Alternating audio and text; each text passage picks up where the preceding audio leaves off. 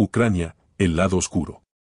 Detrás de la narrativa heroica, existe una realidad compleja que pocos se atreven a mencionar. Cuando pensamos en Ucrania, las imágenes que vienen a nuestra mente suelen estar cargadas de simbolismo, la resistencia heroica, la lucha por la democracia, la defensa de la soberanía nacional. Los medios internacionales nos han mostrado durante años una narrativa simplificada, casi cinematográfica, donde los roles de buenos y malos están claramente definidos. Pero la realidad de cualquier nación es infinitamente más compleja, más matizada, más incómoda de analizar.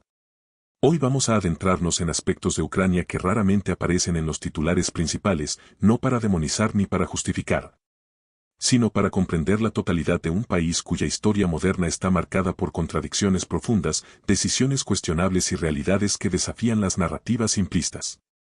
Este no es un ejercicio de propaganda en ninguna dirección, sino un intento honesto de explorar las sombras que todo país, incluido Ucrania, inevitablemente proyecta.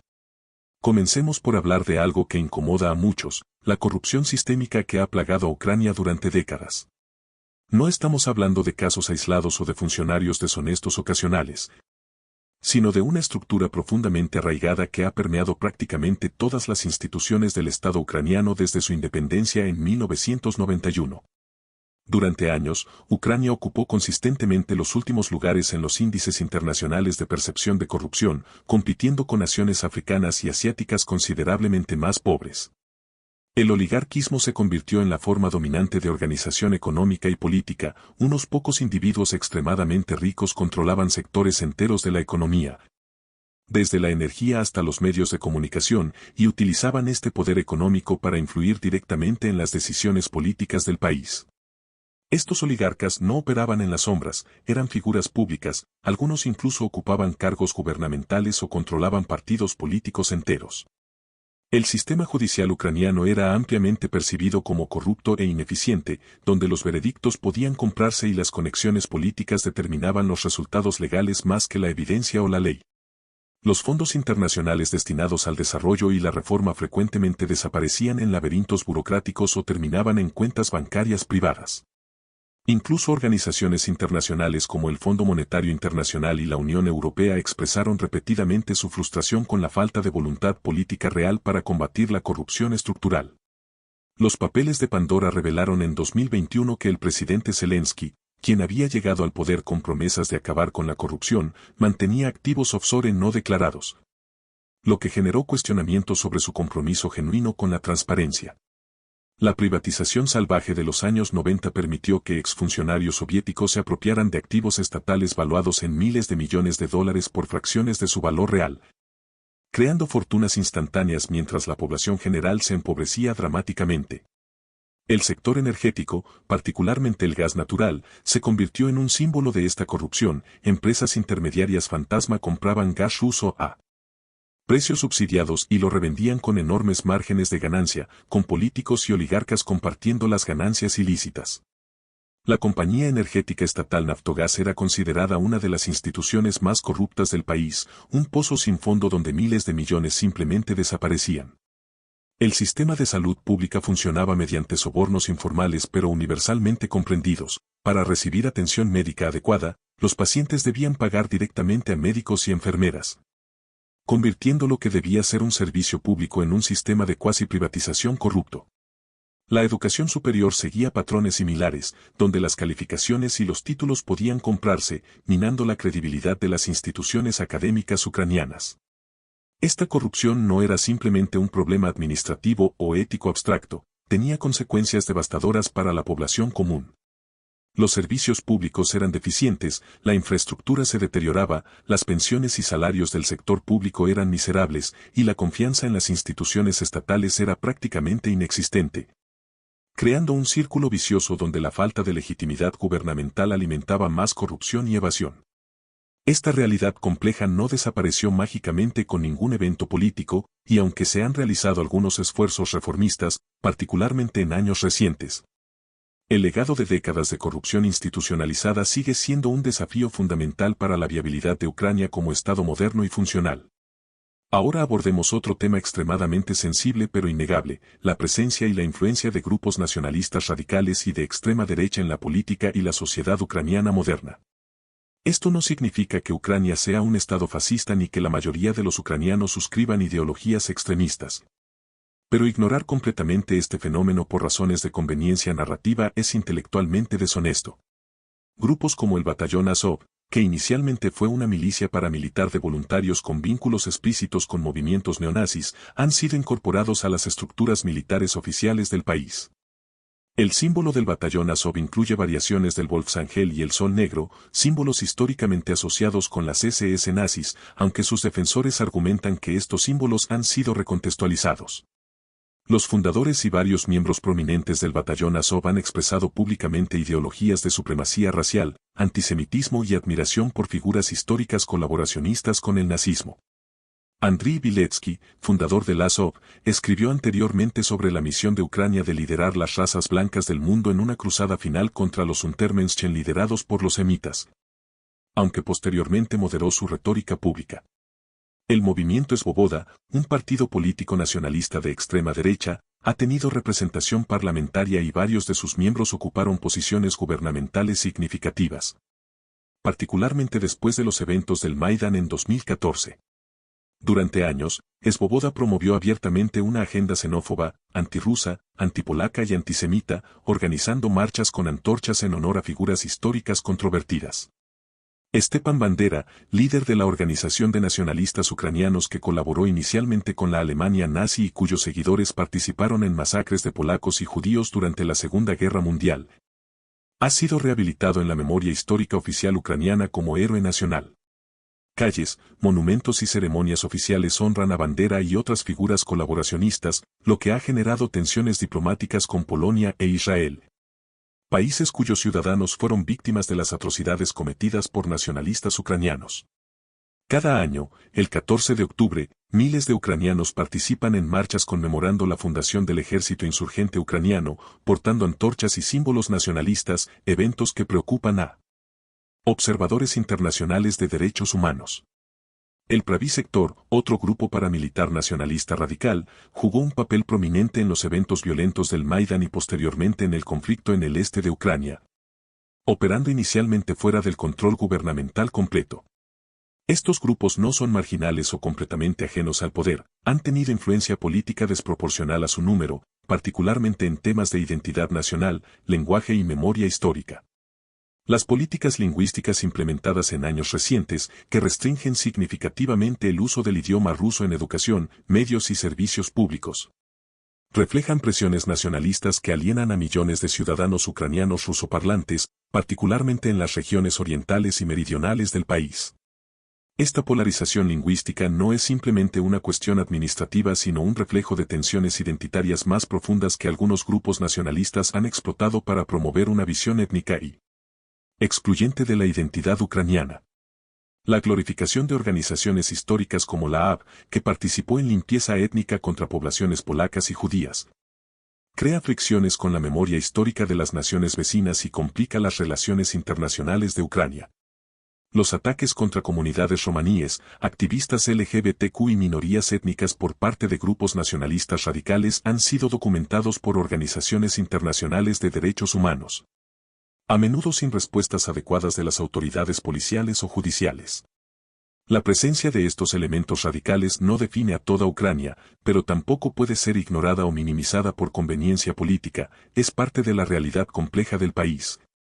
Una consecuencia de décadas de construcción nacional traumática, manipulación histórica y polarización sociopolítica que merece ser examinada honestamente si queremos comprender verdaderamente las dinámicas internas del país y los desafíos que enfrenta para consolidarse como una democracia pluralista e inclusiva, donde todos los ciudadanos, independientemente de su lengua materna, origen étnico o región geográfica, se sientan igualmente representados y valorados. Las fracturas internas, el conflicto armado y las responsabilidades compartidas. Pasemos ahora a examinar las divisiones internas profundas que han caracterizado a Ucrania desde su independencia y que alcanzaron su punto crítico con el conflicto en el este del país. Ucrania nunca ha sido una nación culturalmente homogénea, y pretender lo contrario es ignorar siglos de historia compleja. El país está fundamentalmente dividido entre un occidente que históricamente estuvo bajo influencia austrohúngara y polaca, con una identidad más orientada hacia Europa Central y una fuerte identidad ucraniana étnica, y un Oriente y Sur que fueron parte del Imperio ruso durante siglos, donde el idioma ruso domina, la población tiene vínculos familiares y culturales profundos con Rusia. Y la identidad soviética dejó una huella mucho más pronunciada.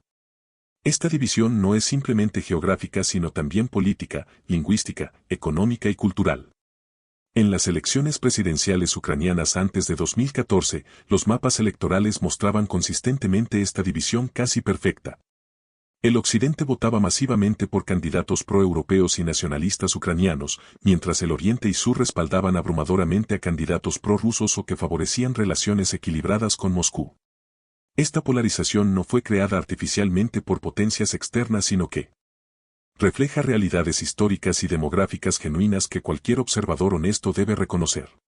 Los eventos del Maidán en 2013 a 2014, presentados en Occidente casi exclusivamente como una revolución democrática espontánea contra un gobierno corrupto, tuvieron una dimensión mucho más compleja y problemática que raramente se discute. La violencia durante el Maidán no provino exclusivamente de las fuerzas de seguridad del gobierno de Yanukovych. Grupos paramilitares nacionalistas, particularmente el Pravi sector, utilizaron violencia extrema, incluyendo cócteles Molotov, armas de fuego y tácticas de combate coordinadas contra la policía. La masacre de Odessa en mayo de 2014, donde decenas de manifestantes prorrusos fueron quemados vivos dentro de la casa de los sindicatos por nacionalistas radicales, representa uno de los episodios más oscuros y menos discutidos del periodo post-Maidán. Las investigaciones sobre esta tragedia fueron inadecuadas, pocos perpetradores fueron llevados ante la justicia y el incidente desapareció rápidamente de la narrativa occidental. A pesar de que representó un momento definitorio que aterrorizó a las poblaciones rusoparlantes del sur y este de Ucrania. El derrocamiento de Yanukovych, aunque el presidente era indudablemente corrupto e impopular en gran parte del país, ocurrió mediante medios extraparlamentarios y violentos que técnicamente constituyeron un golpe de Estado, independientemente de cuán justificado algunos puedan considerarlo. Para millones de ucranianos en el este y sur, el nuevo gobierno post-Maidán era percibido como ilegítimo, impuesto por la violencia y dominado por nacionalistas occidentales que despreciaban su identidad cultural y sus vínculos con Rusia. Esta percepción fue reforzada cuando una de las primeras acciones del nuevo parlamento fue intentar revocar la ley que otorgaba estatus oficial al idioma ruso en regiones donde era mayoritario. Una medida simbólicamente devastadora para las poblaciones rusoparlantes, aunque posteriormente fue vetada por el presidente interino bajo presión internacional. El conflicto en Donbass no comenzó simplemente como una invasión rusa, aunque Rusia indudablemente proporcionó apoyo militar, armas y eventualmente tropas a los separatistas. Comenzó como un levantamiento genuino de poblaciones locales que rechazaban al nuevo gobierno de Kiev, que sentían que su identidad y derechos estaban siendo amenazados. Y que en algunos casos tenían vínculos nostálgicos con la era soviética. Caracterizar a todos los combatientes separatistas como simples terroristas rusos ignora que muchos eran ucranianos locales que tomaron armas contra lo que percibían como un gobierno nacionalista hostil.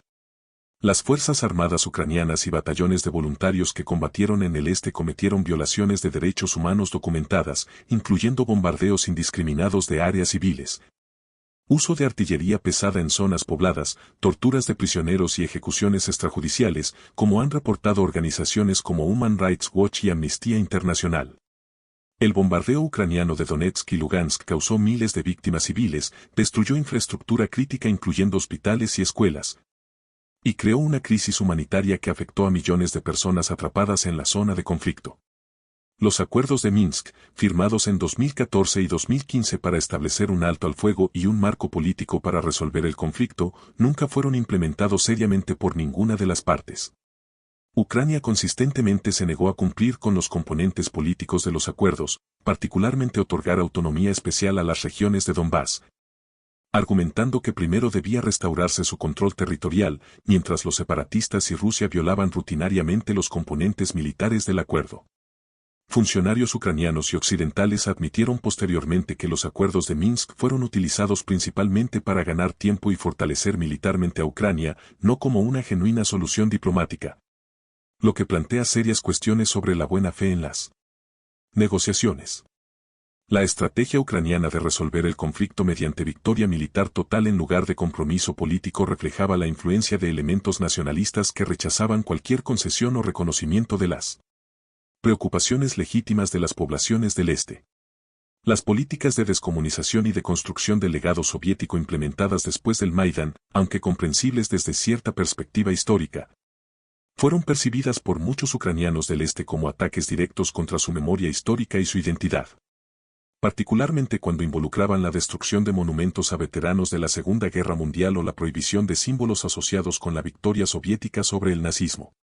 La polarización del discurso público ucraniano, donde cualquier crítica al nacionalismo radical o cualquier reconocimiento de perspectivas del este era tachado inmediatamente de propaganda rusa o traición, envenenó el debate político y eliminó el espacio para el compromiso y la reconciliación nacional.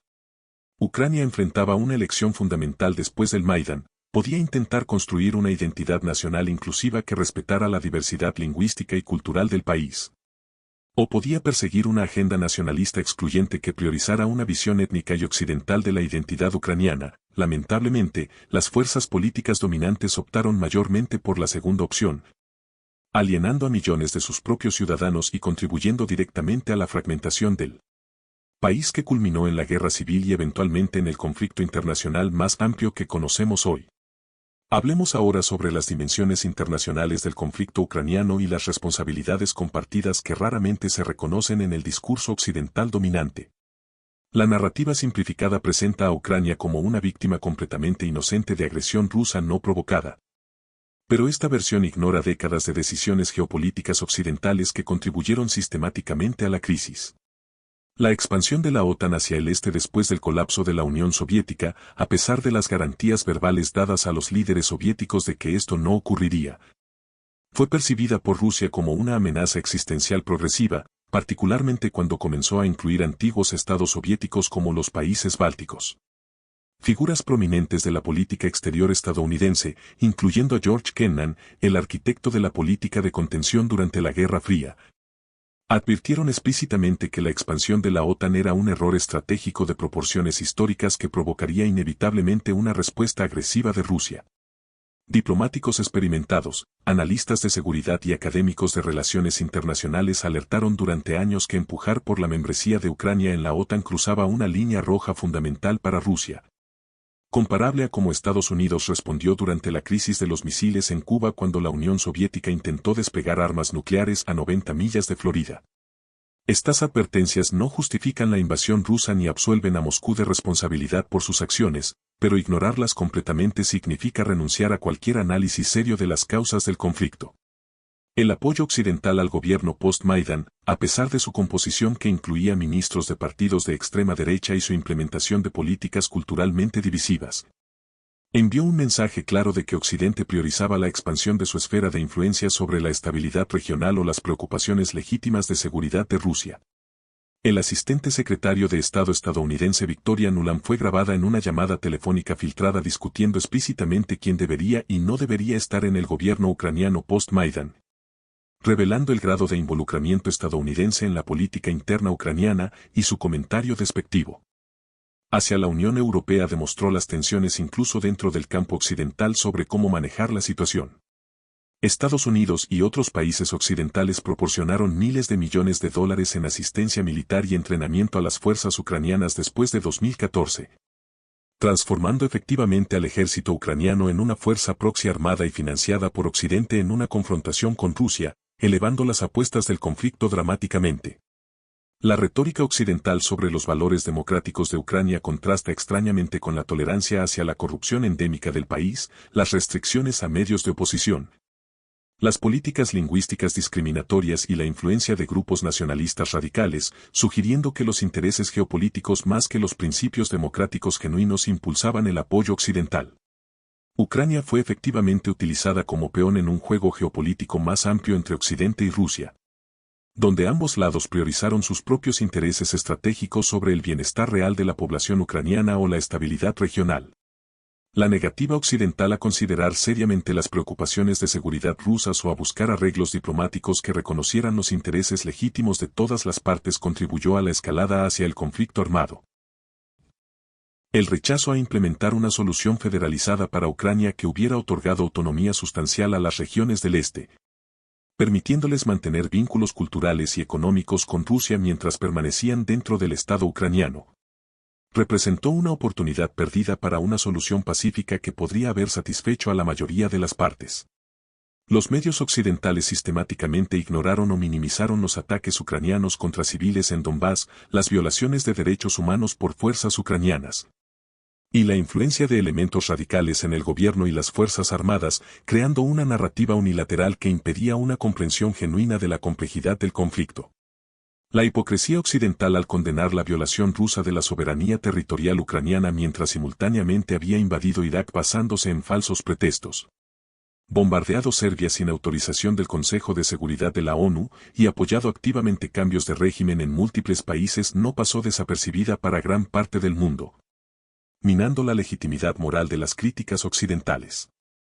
El sufrimiento de la población civil ucraniana, atrapada entre las ambiciones geopolíticas de Occidente y Rusia, las políticas divisivas de sus propios gobiernos nacionalistas, y la violencia de un conflicto armado que ha destruido vidas, comunidades y la economía del país, representa la verdadera tragedia que se pierde en las narrativas simplificadas de ambos lados.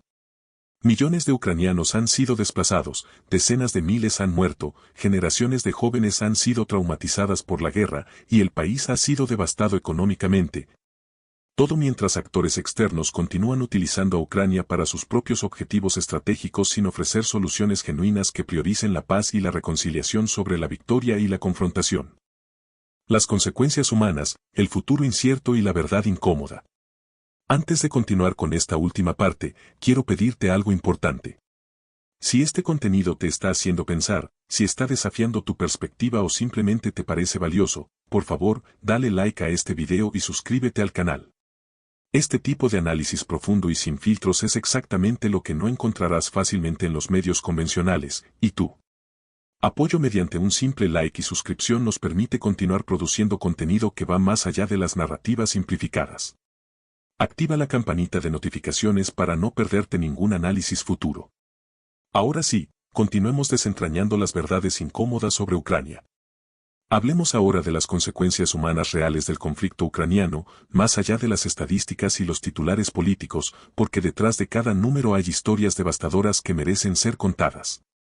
Más de 8 millones de ucranianos han huido del país desde el inicio de la escalada del conflicto, convirtiéndose en refugiados dispersos por toda Europa y más allá, desarraigados de sus hogares, sus comunidades y sus vidas anteriores.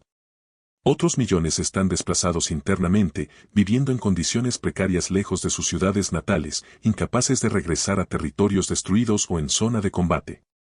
Decenas de miles de civiles han muerto.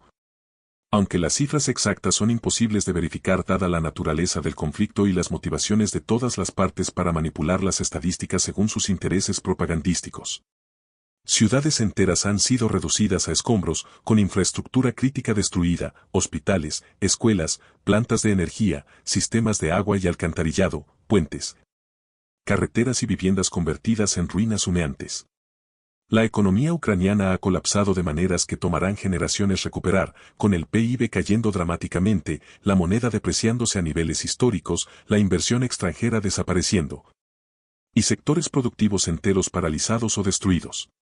La fuga de cerebros ha sido devastadora, millones de ucranianos educados, profesionales, jóvenes con habilidades valiosas han abandonado el país y muchos nunca regresarán, dejando un vacío de capital humano que compromete seriamente las perspectivas futuras de desarrollo del país. Los traumas psicológicos de la guerra afectarán a generaciones enteras, niños que han crecido en sótanos escuchando bombardeos, familias que han perdido seres queridos en circunstancias horribles. Combatientes de ambos lados que cargarán con el peso de lo que han visto y hecho por el resto de sus vidas. Las mujeres ucranianas han enfrentado violencia sexual como arma de guerra, como ocurre tristemente en todos los conflictos armados, y estas víctimas a menudo sufren en silencio, sin apoyo adecuado ni justicia. Los ancianos, particularmente en las zonas de conflicto, han sido abandonados a su suerte, incapaces de huir, sobreviviendo en condiciones inhumanas sin acceso a medicamentos, alimentos adecuados o calefacción durante los brutales inviernos ucranianos. El medio ambiente ha sufrido daños catastróficos, la destrucción de la presa de Kakhovka causó una catástrofe ecológica masiva, inundando áreas extensas, contaminando fuentes de agua y destruyendo ecosistemas únicos. Los combates han dejado vastas áreas contaminadas con municiones sin explotar, productos químicos tóxicos y destrucción de sitios industriales que representan riesgos para la salud durante décadas. La crisis alimentaria global se agravó por la interrupción de las exportaciones de granos ucranianos, afectando particularmente a países pobres de África y Medio Oriente que dependían del trigo ucraniano, demostrando cómo los conflictos regionales tienen repercusiones globales sobre poblaciones completamente ajenas al origen de las disputas. Las familias ucranianas están fragmentadas, con miembros viviendo en diferentes países, separados indefinidamente, comunicándose cuando pueden a través de conexiones digitales precarias, sin saber si volverán a reunirse alguna vez. Los veteranos que sobreviven regresan física y psicológicamente destrozados a un país que carece de los recursos para proporcionarles la atención médica, psicológica y de rehabilitación que necesitan desesperadamente, creando una futura crisis de salud pública de proporciones masivas. La generación más joven de ucranianos está perdiendo años cruciales de educación, con escuelas cerradas o destruidas, sistemas educativos interrumpidos, y millones estudiando en línea bajo condiciones inadecuadas o en sistemas educativos extranjeros donde luchan con barreras lingüísticas y culturales. El tejido social del país se ha desintegrado. Comunidades que coexistieron durante generaciones están ahora divididas por líneas de conflicto, con vecinos que se han convertido en enemigos. Relaciones familiares rotas por diferencias políticas insalvables y un nivel de odio y desconfianza mutua que tomará generaciones sanar, si es que alguna vez sana completamente. Y aquí está la verdad más amarga que pocos están dispuestos a reconocer: gran parte de este sufrimiento masivo podría haberse evitado si las élites políticas ucranianas, los líderes occidentales y los estrategas rusos hubieran priorizado el bienestar de la población civil sobre sus ambiciones geopolíticas, si hubieran estado dispuestos a comprometerse en lugar de insistir en victorias totales, si hubieran reconocido que la guerra siempre cobra su precio más alto en los más vulnerables e inocentes mientras los poderosos se refugian en búnkeres físicos y metafóricos. Pero en lugar de priorizar la paz y el compromiso, todas las partes han continuado escalando, proporcionando más armas, endureciendo posiciones, convirtiendo lo que podría haber sido un conflicto limitado en una guerra de desgaste devastadora sin final claro a la vista. Si este análisis está ampliando tu comprensión sobre este conflicto complejo, si estás valorando esta perspectiva que raramente escuchas en otros lugares, tómate 2 segundos para darle like a este video ahora mismo. Ese simple gesto ayuda enormemente a que este contenido llegue a más personas que también buscan comprender la verdad completa, no solo las versiones simplificadas que sirven a agendas políticas. Y si aún no estás suscrito, ¿qué estás esperando? Dale al botón de suscripción porque seguiremos explorando estos temas controvertidos con la honestidad que merecen. Ahora abordemos las responsabilidades ucranianas específicas en la perpetuación y escalada del conflicto, algo que resulta casi imposible discutir en el ambiente mediático occidental actual sin ser inmediatamente acusado de ser prorruso o de justificar la invasión. Pero la madurez intelectual requiere la capacidad de asignar responsabilidades múltiples simultáneamente, de reconocer que en conflictos complejos raramente existe una sola parte culpable de todo. Las autoridades ucranianas tomaron decisiones consecutivas después del Maidán que exacerbaron las tensiones internas en lugar de buscar reconciliación nacional, las políticas lingüísticas que marginalizaban el ruso, la glorificación de figuras históricas divisivas, la negativa a otorgar autonomía genuina a las regiones del este, y la retórica nacionalista excluyente alienaron sistemáticamente a millones de sus propios ciudadanos. El gobierno ucraniano consistentemente rechazó implementaciones genuinas de los acuerdos de Minsk, utilizándolos meramente como táctica dilatoria mientras se preparaba militarmente para una solución por la fuerza, lo que Occidente aplaudió pero que eliminó las posibilidades de una solución diplomática duradera. La militarización progresiva de Ucrania con apoyo occidental, incluyendo la retórica cada vez más abierta sobre unirse a la OTAN, representó provocaciones calculadas que los líderes ucranianos sabían perfectamente que Rusia consideraba amenazas existenciales, pero persistieron de todos modos, apostando por el respaldo occidental. Las declaraciones de funcionarios ucranianos de alto nivel sobre recuperar Crimea por medios militares y sobre desarrollar capacidades nucleares representaron escaladas retóricas extremadamente peligrosas en un contexto de alta tensión. La integración y glorificación de unidades militares con ideologías radicales como el batallón Azov, presentándolos como héroes nacionales en propaganda estatal, alimentó narrativas rusas sobre desnazificación que resonaron con audiencias dentro y fuera de Rusia. El bombardeo sistemático de áreas civiles en Donbass durante años antes de la invasión a gran escala, documentado extensamente pero raramente mencionado en medios occidentales, constituyó violaciones graves de las leyes de guerra y contribuyó al resentimiento y la desesperación de las poblaciones en esas regiones. La corrupción continuada incluso durante tiempos de guerra, con escándalos de apropiación indebida de ayuda internacional, tráfico de armas proporcionadas por Occidente, y enriquecimiento de funcionarios mientras la población sufría, demostró que muchas de las élites ucranianas priorizaban su beneficio personal incluso en medio de una crisis nacional existencial. Las políticas represivas contra partidos de oposición, medios críticos y voces disidentes implementadas bajo pretexto de seguridad nacional, aunque comprensibles hasta cierto punto durante guerra, cruzaron líneas que minaron las afirmaciones de que Ucrania estaba defendiendo la democracia, mostrando tendencias autoritarias preocupantes. La instrumentalización del sufrimiento civil para propaganda internacional, incluyendo casos documentados donde las autoridades ucranianas exageraron o incluso fabricaron atrocidades para maximizar el apoyo occidental, aunque la mayoría de las atrocidades fueron reales. Introduce elementos de manipulación que complican las narrativas morales simplistas.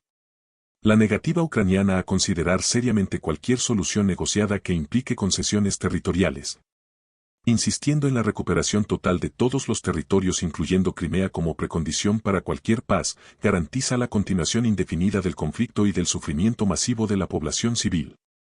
Y quizás lo más preocupante, la dependencia absoluta de Ucrania en el apoyo militar y financiero occidental ha convertido al país esencialmente en un Estado cliente sin autonomía estratégica real, donde las decisiones fundamentales sobre guerra y paz son influenciadas o directamente determinadas por Washington, Londres, Berlín y Bruselas según sus propios intereses geopolíticos. No necesariamente los intereses de la población ucraniana común que solo desea que termine la violencia y poder reconstruir sus vidas. Esta pérdida de soberanía genuina en la toma de decisiones es una de las ironías más trágicas del conflicto. Un país que supuestamente lucha por su soberanía e independencia ha terminado profundamente subordinado a potencias externas que dictan el curso de su futuro.